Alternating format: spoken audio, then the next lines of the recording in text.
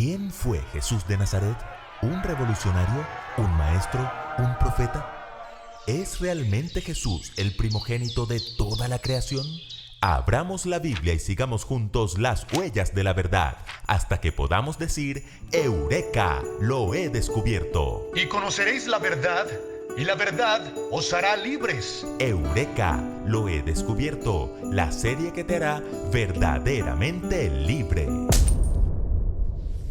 Si escribimos en el buscador de Google la pregunta ¿quién es Jesús?, podemos quedar muy sorprendidos. Más de 200 millones de resultados en 0.67 segundos. Y eso haciendo solo el ejercicio en español, porque al escribirlo en inglés nos da casi 1.000 millones de respuestas. Estas cifras nos indican que no hay otro personaje en la historia que haya generado tanto interés y controversia como Jesús. Ahora bien, así como hay millones de resultados, también hay millones de diferentes respuestas. ¿Que fue un revolucionario, un semidios, un maestro, un farsante, un profeta, el esposo de María Magdalena? ¿O qué es el Cristo, el Hijo de Dios? Pero para responder a esta pregunta no necesitamos ir a Google. No tenemos que viajar en un caballo de Troya, ni descifrar ningún código da Vinci. La respuesta está en la Biblia. Y antes de abrirla, aclaremos que la historicidad de Jesús no es la controversia. Jesús fue un personaje real, existió, su nombre está en los libros de historia. El historiador Gary Habermas asegura que hay 39 fuentes antiguas ajenas a la Biblia que nos permiten reconstruir los hechos de la vida de Jesús. El famoso erudito Gerd Ludemann, quien por cierto es ateo, es categórico al afirmar que la muerte de Jesús en la cruz es indiscutible. Y ante la irrefutable evidencia, el escritor agnóstico Bart Ehrman no duda en afirmar que Jesús verdaderamente existió, nos guste o no. ¡Sorprendente! Pero, ¿fue solo un hombre o es realmente el Hijo de Dios? Hola Jairo. Esa es la verdadera controversia, que por cierto no es nada nueva. A los mismos discípulos les costó comprender la divinidad de Jesús. Ellos veían un hombre de carne y hueso. Dormía, despertaba, sentía hambre, comía, reía, lloraba, caminaba, se cansaba. De hecho, en cierta ocasión, un cansado Jesús dormía en la barca donde viajaba con sus discípulos y se levantó en el mar una tempestad tan grande que las olas cubrían la barca y llenos de miedo le despertaron. ¡Señor! ¡Señor, sálvanos, que perecemos!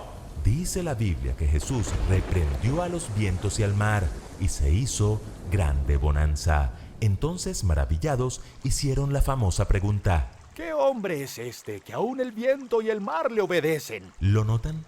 Si la naturaleza le obedecía, era 100% Dios, pero la tormenta lo encontró durmiendo, así que también era 100% hombre. Los discípulos lo entendieron y nosotros también debemos entenderlo.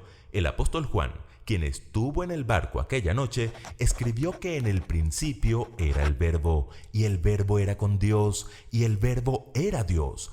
Todas las cosas por Él fueron hechas, y sin Él nada de lo que es hecho fue hecho. Y luego afirma que aquel Verbo fue hecho carne y habitó entre nosotros. Como notarán, no había la menor duda en la mente del discípulo amado de que Jesús era Dios eterno en carne humana.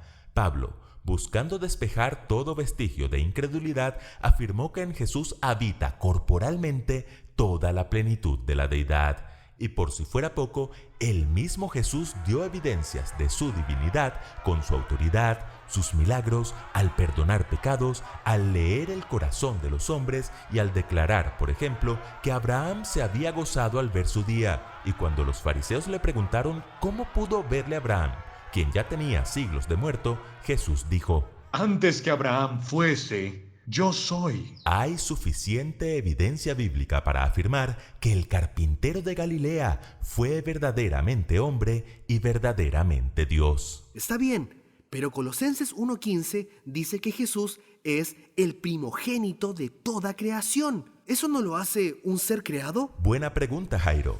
La palabra traducida como primogénito en este pasaje corresponde a la palabra griega prototokos, que no siempre significa primero, sino que también tiene una connotación de importancia, de preeminencia. En el versículo 18, por ejemplo, también se afirma que Jesús es el primogénito de entre los muertos. ¿Significa entonces que Jesús fue el primer muerto de la historia? Por supuesto que no. Cuando la Biblia dice que Jesús es el primogénito de toda la creación, lo que indica es que Cristo es el protagonista, el elemento principal. ¿Por qué? Allí mismo, en los versículos 16 y 17 está la respuesta.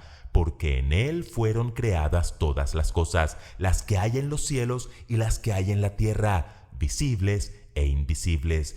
Todo fue creado por medio de Él y para Él, y Él es antes de todas las cosas, y todas las cosas en Él subsisten. ¡Wow!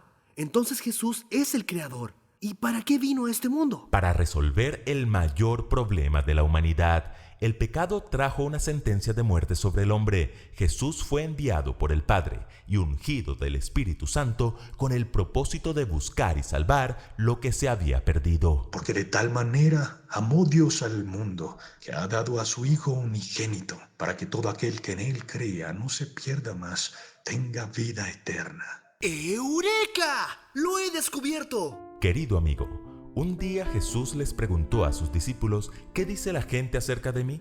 Y ellos le contestaron lo que la gente decía, pero luego les preguntó, ¿y ustedes quién dicen que soy yo? Y esa es la pregunta que importa. Para responderla no basta con conocer acerca de Jesús, es necesario conocer a Jesús. Y cuando le conozcas y creas en su palabra, podrás decir como Pedro, tú eres el Cristo, el Hijo del Dios viviente. ¿Quieres reconocer a Jesús como tu Salvador? Cierra tus ojos y oremos juntos. Amado Dios, gracias por darnos a Cristo.